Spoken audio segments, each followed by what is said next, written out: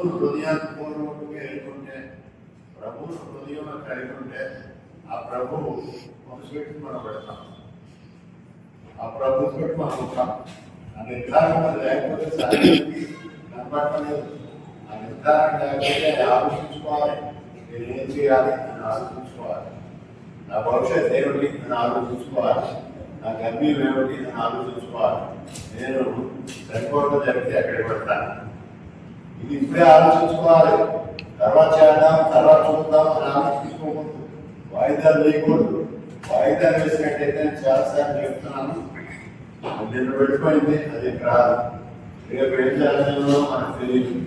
మన ముందు ఇదే దినం, ఈ దినమే, ఈ దినాన్ని మనం ఒక నిర్ణయానికి రావాలి, ఒక నిశ్చయంగా ఉండాలి. ఆ ప్రభుత్వ సహవాసంలో ఉంటామా, లేకపోతే సాతాను సహవాసంలో ఉంటామా? సాతాను చూడకుంటామా, ప్రభుత్వం చూడకుంటామా? దేవుని సంగతిలో ఉంటామా, ఆరణ అగ్నిలో ఉంటామా? ఆరణ అగ్ని, అక్కడ అగ్ని ఆరదు, చావు అంటే ప్రాణం పోదు, కానీ అగ్ని ఆరదు. అంటే అగ్నిలో ఎప్పుడు మర్మపరంగా ఉండాలి. అంచేత నా భవిష్యత్ ఏమిటి అది ఎవరి ద్వారా ఆలోచించుకోండి. ఒక విషయాన్ని కానీ దేవునితో శాశ్వత కాలం దేవునితో సహవాసంలో ఉండాలి అని అంటే ఆ ప్రభుని అర్థం చేసుకోవాలి, ఆ ప్రభు సంకల్పాలను అర్థం చేసుకోవాలి, ఆ ప్రభు ఏర్పాటు ఏమి నా విషయంలో అని ఆలోచించుకోవాలి. ప్రభు ఏర్పాటు అదే, అందరి విషయంలో కూడా ప్రభు ఏర్పాటు అదే. దేవుడు మరి ఒకరి ద్వారా మరి అందరినీ సృష్టించాడు, అందరినీ ఏర్పాటు చేశాడు. అందరూ కూడా దేవుని సంకల్పం ప్రకారంగా బ్రతకాలన్నదే ఆయన ఏర్పాటు. అపోస్తలుల కార్యాలు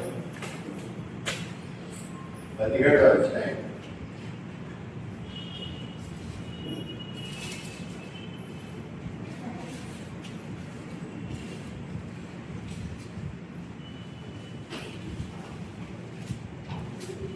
అపోస్తలుల కార్యాలు 17వ అధ్యాయం 26వ వచనం చదువుతున్నాను.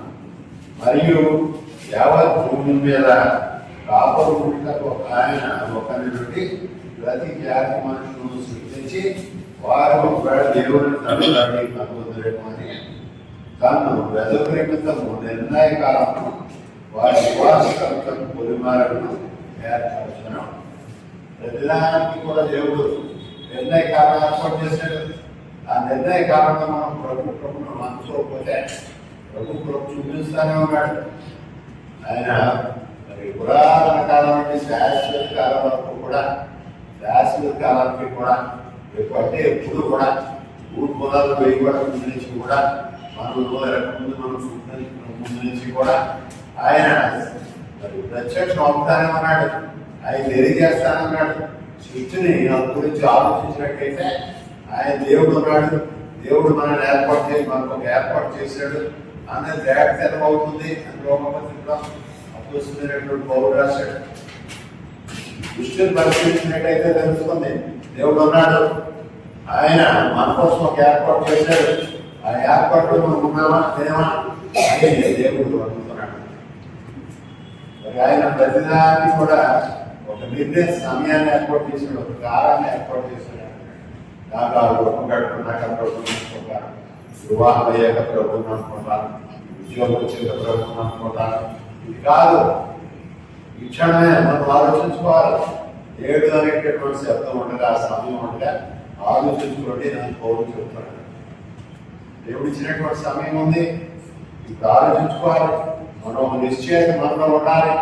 దేవుని ఏర్పాటు నేను లోపడుతున్నాను లేదా, దేవుని ఏర్పాటు లోపడితే మరి దేవుని సంకల్పం ప్రకారంగా మనకు ఆశీర్వాదం కలుగుతుంది. దేవుని ఏర్పాటు లోపడకపోతే అది కూడా దేవుని సంకల్పం.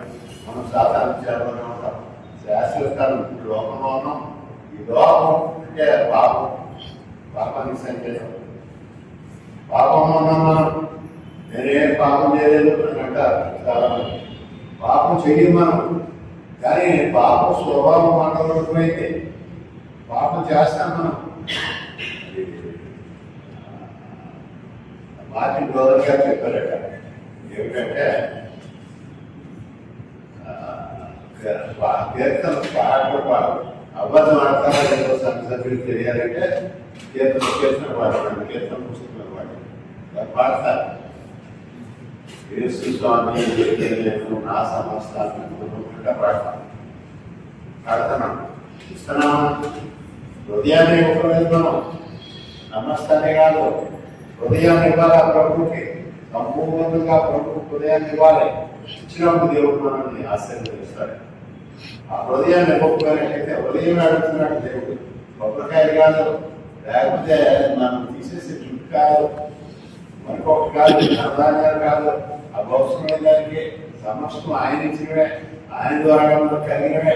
దేవుడు మనం నవ్వేమో అడగలేదు. దేవుడు మనం అడుగుతున్నది ఏమిటంటే హృదయపూర్వకంగా ప్రభుత్వం సేవిస్తున్నామా, యథార్థంతో ప్రభుత్వం సేవిస్తున్నామా, దాన్ని గుడికి వెళ్తాం, ఆరాధన పెడతాం, ఆలయాన్ని పెడతాం. ఆరాధనకి వెళ్ళడానికి పెడుతున్నామా, క్రైస్తవులను అనిపించుకుంటున్నాం కానీ పెడుతున్నామా, లేకపోతే ఆరాధన ఎక్కువ పని మీద పెడుతున్నామా? ఎందుకు పెడతాను ఆరాధన? దేవుని చూపిస్తున్నామా? దేవునికి ఆ హృదయాన్ని ఇచ్చేనా నేను? మరి దేవుని ఏర్పాటు ప్రకారం నేను బ్రతుకుతున్నానా అని ఎవరు వారు ఆలోచించుకోవాలి, ఆత్మహత్య చేసుకోవాలి. శ్యామ చెప్పాడు వస్తారు. అది కాదు దేవుని ఏర్పాటు, అనుమానం దేవుని ఏర్పాటు పూర్ణంగా లోపడాలి. ఆరాధన సభ్యుల కోసం ఎదురు చూడాలి, ఆరాధన కోసం ప్రత్యేకంగా వెళ్ళాలి. వీడాకి లేదా ముక్కుడి కాదు, వీడు అక్కడ చెప్పింది వినాలి, విన్నదాన్ని ఏమో అవలంబించడానికి ప్రయత్నం చేయాలి. ఏదో వెళ్ళే కాదు. చాలా మంది క్రైస్తవులమే అని అంటారు ఎప్పుడు కూడా, అది మతం. క్రైస్తవులమే అని అంటారు. నేను చెప్పాను ఉదాహరణ ఈ మధ్య చెప్పాను.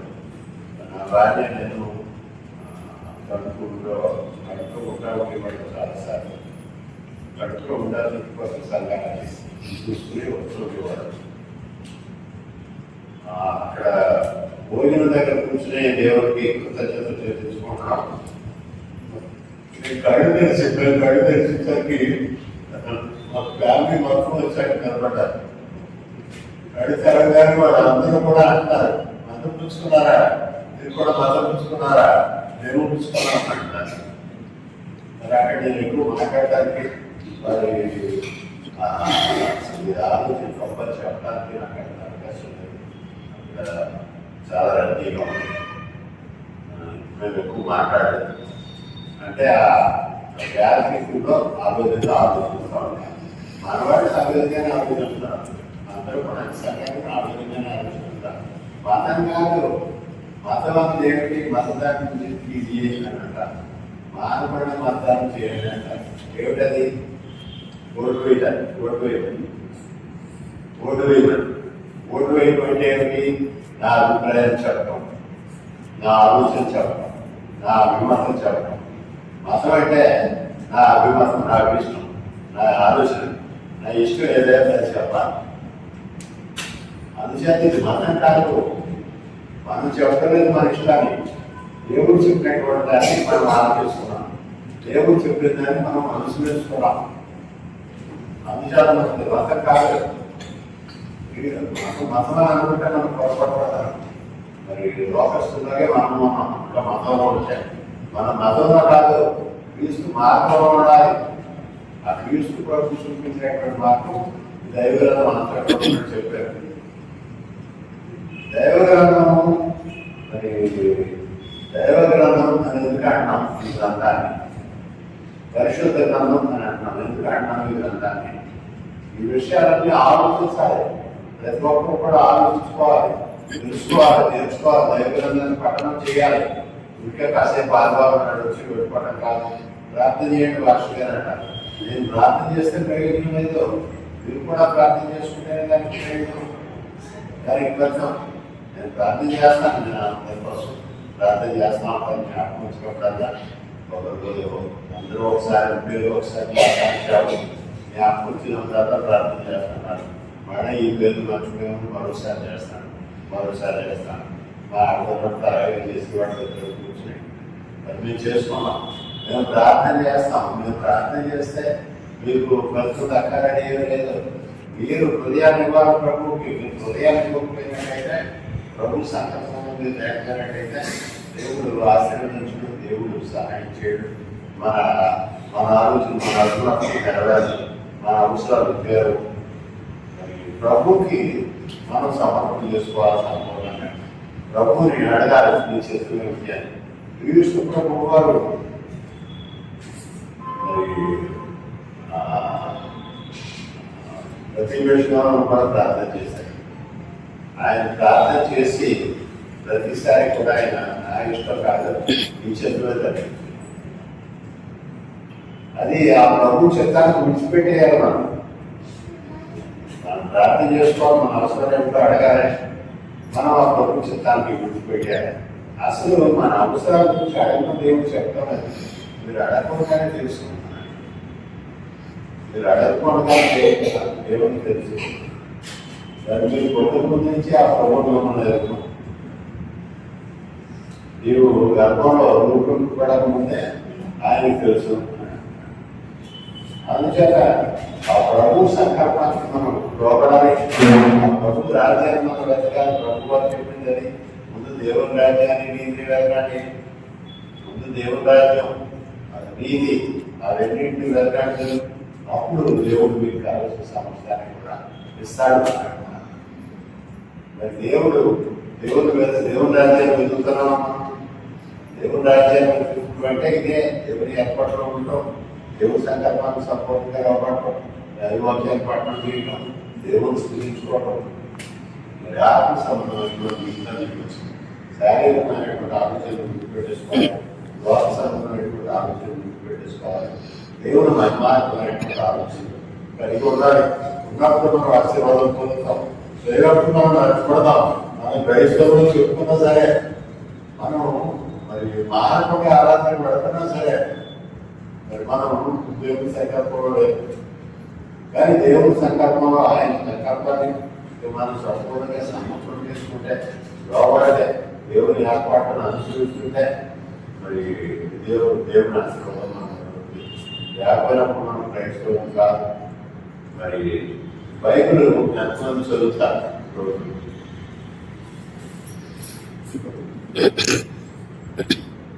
బైబిల్ గ్రంథం రోజు చదవాలి. ఇది దేవుని విషయం, దేవుడికి మన విషయం ఇచ్చినటువంటి ఆయన సంకల్పం. మనం మొదటి నుంచి చివరి దాకా బైబిల్ గ్రంథం చదువుకుంటా ఉన్నారు. ఎప్పుడైతే ప్రార్థన బంధం అని అంటారు కొంతమంది, క్రీస్తు ప్రభు ప్రార్థన బంధంలో లేవు కదా అంటారు. ప్రార్థన బంధంలో ఉన్నాడా క్రీస్తు ప్రభు లేడా?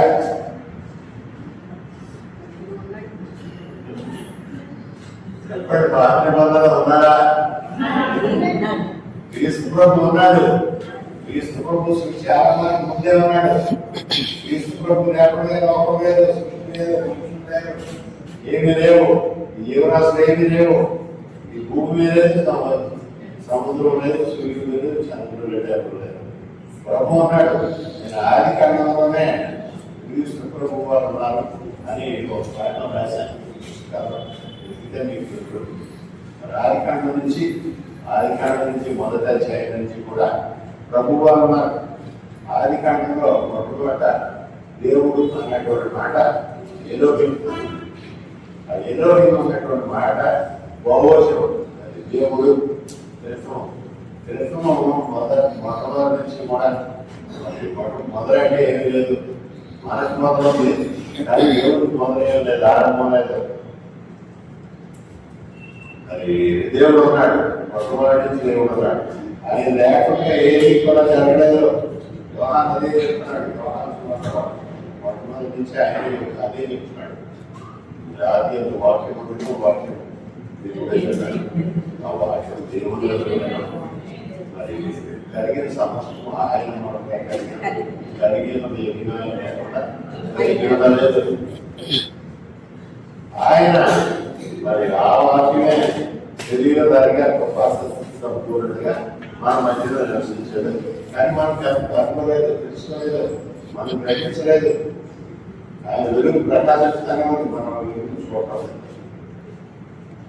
అంశాలు ఏమిటి మన స్థితి ఆలోచించుకోవాలి. ఆ ప్రభుత్వ సన్నిధి మనకు కావాలా, ఆ ప్రభుత్వ సహవాసం మనకు కావాలా, ఆ ప్రభుత్వ శాశ్వత సహవాసం కావాలా, లేకపోతే ఏదో ఒకటి అవుతుంది అనుకుంటున్నాం. ఏదో ఒకటి అవుతుంది అనుకుంటే శాస్త్రాన్ని చేరుకొని ఉంటాం. శాశ్వత కాలం లోపంలో ఉన్నంతకాలం శాస్త్రాన్ని చేరుకొని ఉంటాం. లేకపోతే సాధారణుడు మన వల్ల ప్రయోజనం ఏమిటి, మనకు ఉన్నటువంటి ఆధిక్యత ఏమిటి అంటే సాధారణ మనం ప్రవేశించడం క్రీస్తు మన హృదయంలో ఉంటే, ప్రభు వారి హృదయపూర్వకంగా ఎదుగుంటే ఆ ప్రభు మన హృదయంలో ఆత్మరూపంలో ఉంటాడు. ఆ ప్రభు వారు మన హృదయంలో ఉంటే సాధారణ మనం ప్రవేశించడు. కానీ సాధారణకు ఎప్పుడైనా మనం అవకాశం ఇస్తాం. ఈ లోకసంబంధమైనటువంటి బలహీనతను బట్టి, శారీరకమైనటువంటి బలహీనతను బట్టి మరి ఆ విధంగా అవకాశం ఇచ్చినప్పుడే సాధారణ వస్తాడు. మనం అవకాశం ఇవ్వకపోతే సాధారణ మన దగ్గర ప్రవేశించడానికి శాస్త్రం చేయడు, భయపడతాడు.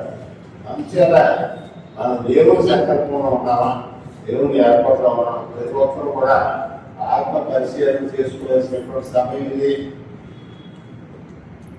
మరి ఏదో కాలక్షేపానికి కూడుకోవడం కాదు, పురాణ కాలక్షేపం అంటారు, మరి సరికథ అంటారు, మరి పెడతారు వస్తారు.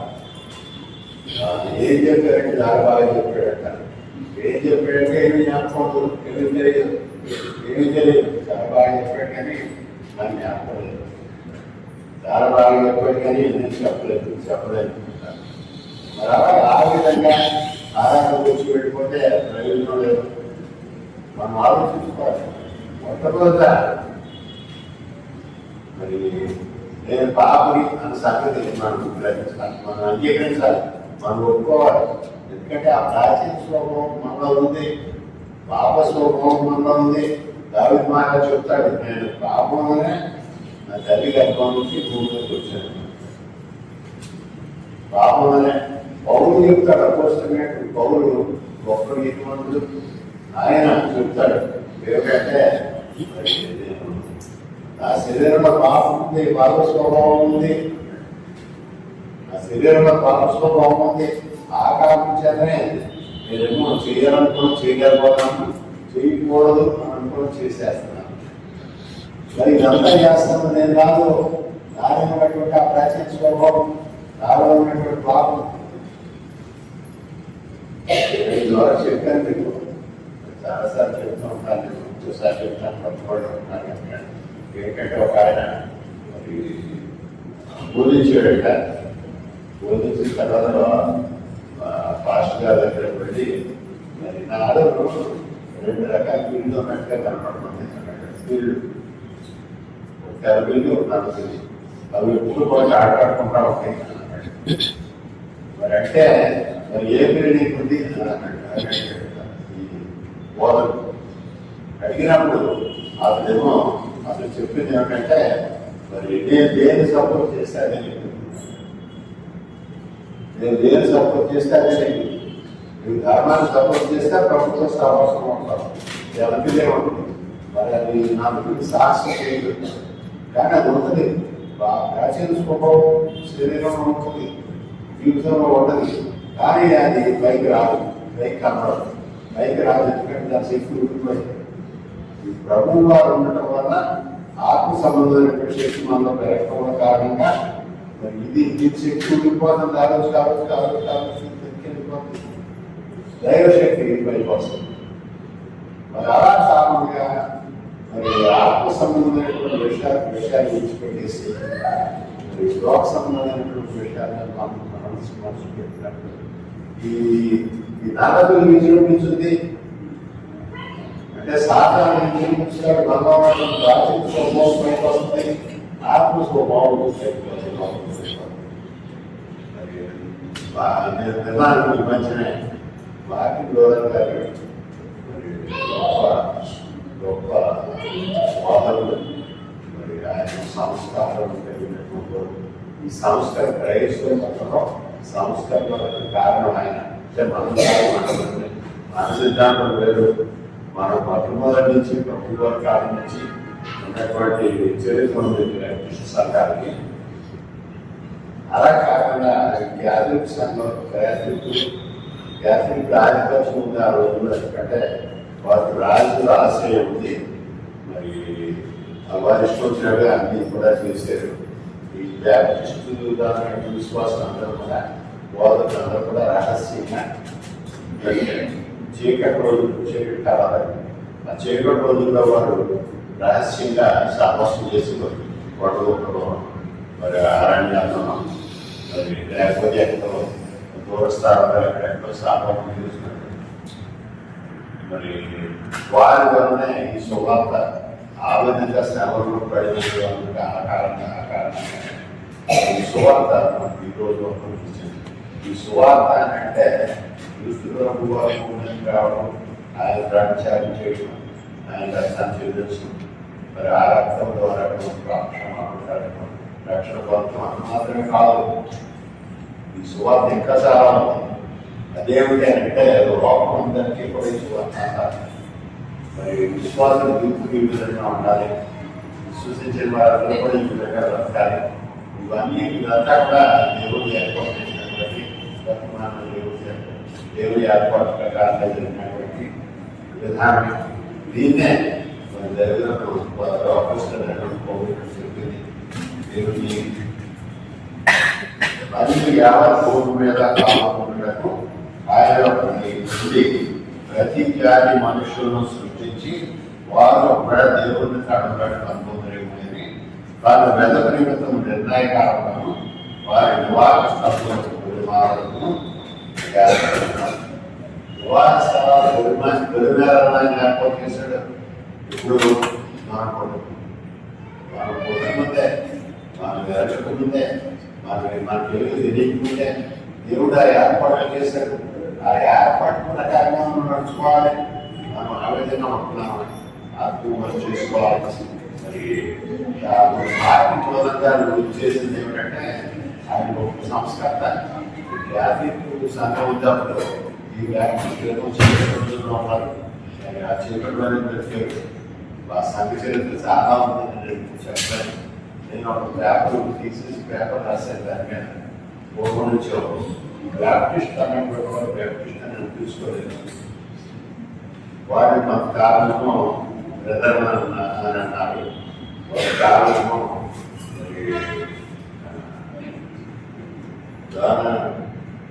దారుణ ఏంటిది విషయం వస్తుంది. దారుణ ఏడ్చే అన్నారు. ఇలా రకరకాల పేర్లతో పిలిచారు. చీకటి తర్వాత కాలంలో తర్వాత చాలా కాలం అయిన తర్వాత మొట్టమొదటిసారిగా ఈ అంత్యక్రియలో శిష్యులు నిలబడ్డారంట. ఆ శిష్యులు వల్ల తర్వాత కాలంలో క్రైస్తవులు శిష్యులను పిలిచారు చాలా కాలం. తర్వాత క్రైస్తవులు అనుకుంటారు. అపోస్తలు కానీ తప్పకుండా వచ్చారు.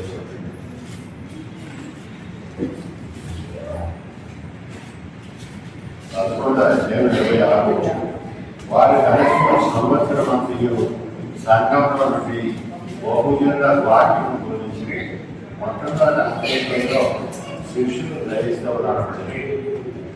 అంత్యక్రియలో మొట్టమొదటిసారిగా ఈ శిష్యులు అప్పటి వరకు శిష్యులు అంటున్నటువంటి వాడు క్రైస్తవులు అని పిలువబడ్డారు. క్రైస్తవులు ఎందుకు పిలిచారు? వారు క్రీస్తును అనుసరించినట్టున్నారు. క్రీస్తు ప్రభు ఏ విధంగా క్రీస్తు ఆ కాలంలో ప్రభు నిలబడి ఉన్నారు. వారు ప్రభు బోధన నిలబడి ఉన్నారు. ఆ ప్రభు బోధన అనుసరించిన వాడు ఉన్నారు. వారందరూ కూడా ఆ ప్రభువు నడుచుకున్నట్టుగానే నడుచుకున్నారు. ఆ ప్రభు బోధించిన ప్రకారంగానే బోధించారు. అందుకని వారిని క్రైస్తవులు అన్నారు. మనం ఇదేమో ఈ క్రైస్తవ్యం మొట్టమొదటి నుంచి ప్రభు వారి కాలం నుంచి తెలుసు దినాన్ని కొత్తగా సంఘం ఏర్పాటు చేయబడి నుంచి ప్రభు వారు విడిపోయిన తర్వాత మరి అలా కొనసాగుతున్నప్పటికీ కూడా శోధన ఉన్నప్పటికీ కూడా బాధ ఉన్నప్పటికీ కూడా కొనసాగుతూనే సంఘాలు. మరి అలా కారణంగా అందుకనే మనం అక్కడ తప్పుకోకూడదు అని నేను ఉద్యమ ప్రోగ్రాంలో చేస్తాం. అక్కడ అనుభవం పడుతున్నారు. తర్వాత యాత్రికులు మరి రాజులు ప్రారంభం పొంది వారేమో ఆదరించుకోవడం ఆదేశాలు అని ఆ విధంగా చేశారు. ఆ దేవుడి ఏర్పాటు కాదు. ఇష్టాంతరికి ఒకటే సార్ భూమానికి ఒకటే సార్ అన్నది దేవుని ఏర్పాటు అది మాత్రం కూడా కాదు. అలాగైతే మరి మనం ఒకరినొకరు కానీ అపోజినటువంటి పౌరుడు సంఘానికి చూసినటువంటి వివరాలు చెప్పిన ప్రకారం ఆ వివరాలు చూసుకున్నట్లయితే సంఘం లక్షణాలు చూసినట్టున్నట్లయితే సంఘం శరీరంలో ఏ విధంగా అయితే అనేక అవయవాలు ఉన్నాయో ఆ విధంగా సంఘంలో అనేక మంది ఉంటారు. అనేక మంది అంటే లక్షల మంది మనకు తెలియదు. ఎంతమంది వస్తున్నారు, ఎంతమంది పడుతున్నారు, ఎవరు వస్తున్నారు, ఎవరు పడుతున్నారు అదేం తెలియదు. ఒకరికొకరు ఏ విధంగా సహకరించుకోగలుగుతాం, సహకరించుకోలేము. తర్వాత లక్షల మంది ఉండటం కాకుండా 100 మంది ఉండటం కాకుండా భూమండలం అంతా వ్యాపించుంటే ఆ సంఘంగా ఉంది. అది దేవుడి ఏర్పాటు కాదు. ఆ విధంగా అదేమో సార్వజనిక సంఘం ప్రభుత్వ సన్నిధిలో పర్వతము అక్కడేమో ఆ ప్రభు ఏర్పాటు అంగీకరించిన వాడు అందరూ కూడా ఆ ప్రభు పొందినటువంటి వాడు అందరూ కూడా ఆ ప్రభు చేసిన త్యాగాన్ని అన్వయించి రాజుగా త్యాగం తెలుస్తుంది అని అన్వయించిన ప్రతి ఒక్కరు కూడా ఆ సంఘంలో ఉంటారు. ఆ ప్రభు తెలిసిన ఆ సంఘంలో ఉండేటటువంటి వాడు లేదు. కానీ మనకి ఇక్కడ తెలియదు కదా. మనకు తెలిసింది ఏమిటంటే మనకు కనబడేవాడే, మనకు సామర్థ్యం చేసేవాడే, మనకు ఎదిగినటువంటి వాడే. అంశా దేవుని ఏర్పాటు అది కాదు. చాలా మంది భోజనాలు పెట్టి ఎక్కువ మంది వచ్చేలాగా మరి ఇంకోటి చేసి అలా చేస్తారు. కొంతమంది ఏమో అబద్ధాలు చెప్పి అబద్ధ బోధన చేసి మీకు ఉద్యోగం దొరికిపోతే నాకంటే అది దొరకకపోతే లేదు నీకేమో స్వస్థత జరుగుతుంది. స్వస్థత కావట్లేదు. నేను అన్నందు కూడా స్వస్థత కావట్లేదు. నేను ప్రార్థన చేసినందుకు స్వస్థత కావట్లేదు. ఆ ప్రభు చిత్రం అయితే స్వస్థత జరుగుతుంది. కానీ నా బాధ్యత ఏంటంటే ప్రార్థన చేయడం, పిల్లలందరి కోసం తండ్రి ఏ విధంగా అయితే బాధపడతాడో ఏ విధంగా అయితే ఆలోచిస్తాడో ఆ విధంగా ప్రార్థన చేయడం నా బాధ్యత. అందరూ ప్రార్థించడం, అందరూ ప్రార్థన చేయడం నా బాధ్యత. ఇంకా అలాగనే నేను ప్రార్థన చేస్తే మీరు అందరికీ స్వస్థత కాదు. నేను ఒక్కడు ప్రార్థన చేస్తే కుదరదు. మీరు ప్రార్థన చేసుకోవాలి. మీకు మీరు ఉదయాన్న ప్రభుత్వ వారి పూర్ణంగానికి సమర్పణ చేసుకోవాలి. ప్రార్థన చేసుకుంటారు. అప్పుడు నా ప్రార్థనకి ప్రయోజనం ఉంటుంది, లేకపోతే ప్రార్థన ప్రభు వారి గురించి చూడాలి. మీరు ఈ అబద్ధవాదాన్ని ఇప్పటికైనా తెలుసుకోవాలి. ఇక్కడ ఉన్నవాళ్ళు ఎవరికైనా నాకు తెలియదు. కానీ చాలా మంది నేను తెలిసిన నా పరిచయం అందరూ కూడా 52 సంవత్సరాలు అయింది. 52 సంవత్సరాలలో కూడా మరి నేను చూస్తాను. నా బోధ పెడుతున్నాడు బాగా ఎక్కడో స్వస్థత కూడా అలాంటిగా కూడా వెళ్ళిపోతాను. అంటే భూమికి హృదయం రూపంగా దేవుడి మీద ఆధారపడకుండా, దేవుడి సంకల్పంగా అర్థం చేసుకోకుండా, వాక్యం చదవకుండా సులభంగా కూడా స్వస్థత కావాలి. అది దేవుడు ఎప్పుడు దేవుడి ఏర్పాటు కాదండి. ఆ విధంగా అబద్ధ బోధలు అవన్నీ కూడా ప్రభు వారిని చూడండి. మీరు స్వస్థత కూడా స్వస్థశాల అనుభూతి కనబడింది. 5వ వస్తుంది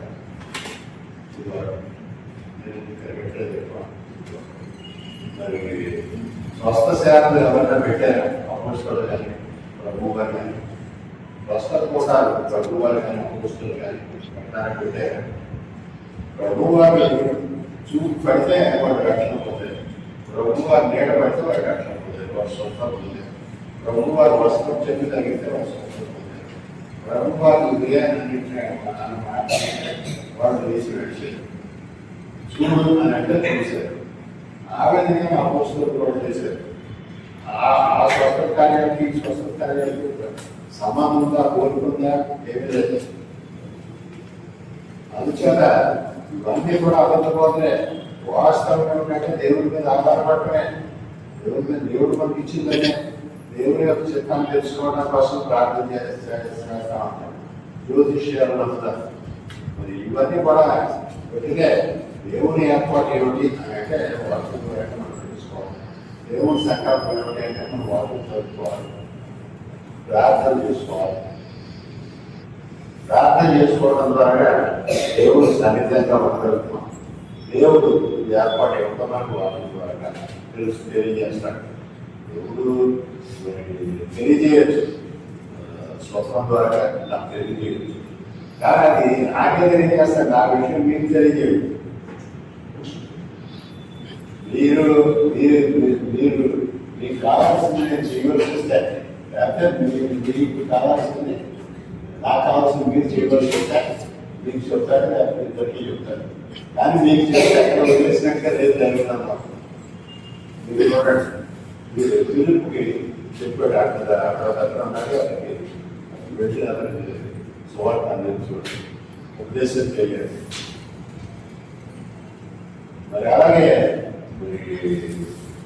చాలా సందర్భాల్లో ప్రభుత్వం చెప్పినట్టుగా ఎలిషాకు అలా చెప్తారు, ఏరియాగా అలా చెప్తారు. ప్రవక్త అందరూ కూడా ఆ విధంగా ఉన్నట్టు ఉంది. అంతేగాని ఎవరికో చెప్పారు. అందుచేత ఇప్పుడు మనం వాక్యం చదువుకోవడం ద్వారా దేవుని సంకల్పాన్ని అర్థం చేసుకోవాలి, దేవుని మీద ఆధారపడాలి, ప్రార్థన చేసుకోవాలి, వాక్యం మీద ఆధారపడాలి, వాక్యం చదువుకోవాలి. ఆ విధంగా చేసినప్పుడు మనం ఆశీర్వాదం. అసలు దేవుని చిత్తం ఏమిటి అని ఆలోచించాలి, అడగాలి. ఈ చిత్తం ఏమిటి, ఈ విషయంలో నేను ఈ విధంగా ఆలోచించుకుంటున్నాను, అది నీ చిత్తమా కాదా, నేను చేయడానికి చెప్తాను. అది ఆ విధంగా ప్రవక్త ఆ విధంగా అడిగినట్టు ప్రవక్త అందరూ దేవుని చిత్తం అయితే చేద్దాం, వాళ్ళు కూడా ఆ విధంగా దేవుని చిత్తమా కాదా అని ప్రార్థన చేసుకుని ప్రవక్తను ప్రార్థన చేయాలి. ప్రభుత్వ ప్రతి విషయంలో కూడా తండ్రి మీ చిత్తాన్ని జరిగించు అని ప్రార్థన చేశారు. అపోస్తలు కూడా ఆ విధంగా చేస్తున్నారు. ఈ స్వస్థతలు పెద్ద పాస్టర్ గారికి శక్తి ఉంటే, స్వస్థత పరిచే శక్తి ఉంటే, బాగా మాట్లాడగలిగే శక్తి ఉంటే, అపోస్తలైనటువంటి పౌరులు లేదు కదా, అపోస్తలైనటువంటి పౌరులు లేదు. ఆయన నాకు నాలో ఉన్నటువంటి అస్వస్థతను అది ఏమిటో మనకి తెలియదు. ఈ ముందు తీసివేయాలి ప్రభావాన్ని మొరపెట్టుకుంటాడు. 3 సార్లు నేను మొరపెట్టుకున్నాను, 3 సార్లు పట్టుకుంటున్నాను. అది అవసరం నీకు, అది ఉంటే మంచిది. అది ఉన్నప్పుడు నీకేమో నీకు బలహీనంగా ఉన్నప్పుడు నీ బ్రహ్మం బలంలో అవుతాం. నా ప్రభావాన్ని అందుచేత ఈ అబద్ధ బోధన అన్నాడు. దేవుని మీద ఆధారపడండి, దేవుని సంకల్పాన్ని అవగాహన చేసుకోవడానికి ప్రయత్నం చేయండి, వాక్యం బాగా చదవండి. వాక్యం ఉంటే చదువుకుంటూ పెట్టుకోవడం కాదు, ఇది చదివేది తెలియలేదు అని నన్ను అడగాలి, లేకపోతే ఇంకో తెలియలేదు అని అడగాలి. మేము చెప్పడానికి సిద్ధంగానే ఉన్నాం. దీన్ని బట్టి నేను ఏమర్థం చేసుకుంటున్నానంటే చదవలేదు అని అనుకుంటున్నాను. చదువుతుంటే సంశయం వస్తా ఉంటుంది, చదువుతుంటే సంశయం వస్తా ఉంటుంది. నేను చదువుతానే ఉంటాను, చదివిన తర్వాత ఒక 2 అధ్యాయాలు చదివిన తర్వాత దేని గురించి చదువుతున్నాను నాకు జ్ఞాపకం బాగా అనుభూతి చేసుకుంటాను. లేకపోతే ఎవరైనా దగ్గర ఉంటే అడుగుతాను, ఏంటి ఆ విధంగా మనం చదవాలి, వాక్య పఠనం చేయాలి, దర్శకంతో బ్రతకాలి. మనకి పరిశుద్ధాత్మ మన హృదయం ఉన్నారు, మనకు మనస్సాక్షి మనకు బోధ తెలుస్తుంది, దేవుడు బోధ మనకు తెలుస్తుంది. ఇది తప్పు, ఇది ఒప్పుకొని దేవుడు మనస్సాక్షి మనకు తెలియజేస్తుంది. అందుకనే బోధ చెప్తున్నాడు రోమపత్రిక. మరి ఈ అంతరాత్మ బోధిస్తూనే ఉంటాడు, ఇది నిజం, ఇదేమో సత్యం, ఈ ప్రకారంగా చేయాలి, జాగ్రత్త చేయలేదు అని చెప్తూనే ఉంటాడు. చెప్పినప్పుడు మనం వినాలి. అది అందుచేత ధర్మశాస్త్రం ప్రజలు కూడా అందరూ కాదు, ధర్మశాస్త్రం విన్నటువంటి కూడా అందరూ పొందడం. ఎవరు రక్షణ పొందుతారంటే ధర్మశాస్త్రం ప్రకారంగా నడుచుకున్నటువంటి వాళ్ళైనా. ఆ నడుచుకున్నప్పుడు కూడా ధర్మశాస్త్ర ప్రకారంగా ఏ విధంగా నడుచుకుంటారో ధర్మశాస్త్రం ఎప్పుడు జ్ఞాపకం చేసుకుంటా ఉన్నారు. కానీ ఏ విధంగా నడుచుకుంటూ తెలుసుకుంటా ఉంటే వారిలో ఉన్నటువంటి ఆధారాలను తెలియజేస్తూ ఉంటాడు. ఇది తప్పు, తప్పు అని తెలుసుకోవాలి. పుస్తకాలు కనపడతా ఉంటాయి, దోసకాయలు కనపడతా ఉంటాయి, తోటలోకి పెడతా ఉంటాం, రోడ్డు పెడతా ఉంటాం, చక్కగా కనపడేది. మరి తినాలనిపించింది, దాంట్లో అభివృద్ధినే గొప్ప దానికి అవ్వాలి తెరవు. అది పాపం, అది ఇది కాదు అని దేవుడు తెలియజేస్తాడు. మరి ఆ విధంగా ప్రతి విషయంలో కూడా దేవుడు తెలియజేస్తాడు. దేవుడి మీద ఆధారపడటానికి ఆలోచిస్తాడు. శారీరకంగా ఆలోచిస్తే కష్టపడదు. మరి ఆ తెలుసుకుని ఉపయోగం తెలుసుకుని అవసరం పడుతుందో తెలుసుకుని అవకాశం ఉండదు. అందుకనే ఇక్కడ చెప్తున్నాడు, ధర్మశాస్త్రం విలువ దేవుడి దృష్టికి కాదు, కానీ ధర్మశాస్త్రం అనుసరించి ప్రవర్తించువారే మీరు ముందుగా అంచబడరు. ధర్మశాస్త్రము నేనే అందించిన స్వాభావికంగా ధర్మశాస్త్రం వీళ్ళను చేసిన ఎడల వారు ధర్మశాస్త్రం లేని వారైనా ఆమె ధర్మశాస్త్రం అయ్యేటట్టున్నారు. ధర్మశాస్త్రం లేనటువంటి వారు ముందు ధర్మశాస్త్రం, మరి మిగతా జనాలు లేదు.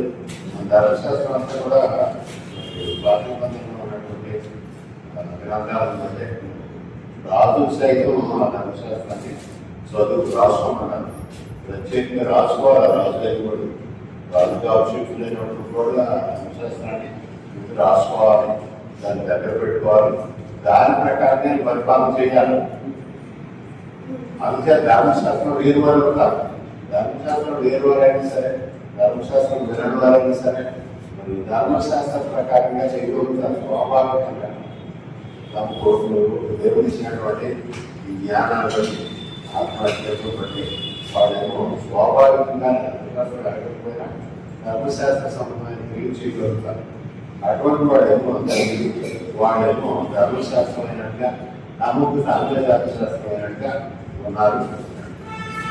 అట్టి వారి మనస్సాక్షి కూడా సాక్షి చూసుకోవడంలో మనస్సాక్షి సాక్షి ఇస్తామని వారి తరపులు ఒకదాని మీద తప్పు మోపుతూ లేక తప్పు లేదని చెప్తున్నారు. ధర్మశాస్త్ర ప్రసారం తమ హృదయం మీద రాయబడ్డాన్ని చూసుకున్నారు. ఏదో కనబడింది, వారికి కనబడినప్పుడు అది దేవుడు చేత కాదు అన్నప్పుడు దృష్టి మరచుకోవాలి. అది దేవుడు ఏర్పాటు అయినప్పుడు సంతోషపడాలి, దేవుడు చూసుకోవాలి. అదే ఇక్కడ చెబుతున్నాను. ధర్మశాస్త్రం చదివినటువంటి వాడు కాదు, విన్నటువంటి వాడు కాదు, దాన్ని అనుసరించి వాడు మాత్రమే ఆశీర్వాదం దేవుడు ఏర్పడతారు అంటారు. అందుచేత మరి ఇక్కడ నూతన సంవత్సరం అంతా ఆర్భాటంగా జరిగించేసుకుంటాం, చేసుకుంటాం. కానీ మన ఆలోచన ఏమిటి, మన నిర్ణయాలు ఏమిటి, మరి మన ప్రయత్నాలు ఏమిటి, గమ్యాన్ని అందుకోవడానికి మన ప్రయత్నాలు ఏమిటి అని ఆలోచించుకోవాలి. దేవుడి అందరికీ దేవుడి దగ్గరికి వెళ్ళాలని ఉంటుంది. వద్దని ఎవరైనా అనుకుంటున్నారా? దేవుడి దగ్గరికి వెళ్ళక్కర్లేదు, నేను సాధారణ సహవాసం పోతుందని ఎవరైనా అనుకుంటున్నారా? ఎవరు అనుకోవు కదా. దేవుడి దగ్గరికి వెళ్ళాలి అంటే దేవుడు మనతో ఉండాలి. ఇక్కడ దేవుడు మనతో ఉంటే అక్కడ దేవుడి దగ్గర మనం ఉంటాం. నేను చెప్పాను ఈరోజు, ఏకకాలంలో మనమేమో భూమి మీద ఉండొచ్చు, ఆ తత్వం ఏకకాలంలో సభ్యులుగా ఉండొచ్చు, దేవుడి పర్వతంలో దేవుడి మీద ఆధారపడితే మన హృదయం పూర్ణంగా ఇస్తాయి. నేను చెప్పాను, మా పాస్టర్ గారు రాశారు, నేను ఎవరైతే నేర్చుకున్నాను. ఆయన ఒక ఆర్టికల్ రాశారు. ఆయన కొత్త అడిగిన వారికి ఆ రోజుల్లో కూర్చొని టైం చేయడం, అది ఏమో మెడా సైకిల్ స్టైల్ చేయడం, అందరికీ పాపం చాలా శ్రమపడి దానిలో రాశారు. ఎందుకంటే నేను భూమి మీద ఉంటాను, పాపంలో ఉంటాను, దేవుడు సంఘంలో ఉంటాను, సంఘంలో సభ్యుగా ఉంటాను, దేవుని ఏర్పాటు ఉంటాను. అదే కీర్తనలో మనకి పుస్తకంలో కూడా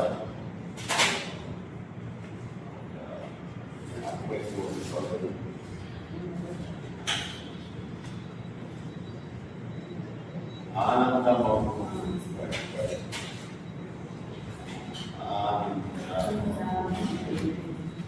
దయచేసి అందరూ వేసిన నిలబడండి. నిలబడండి.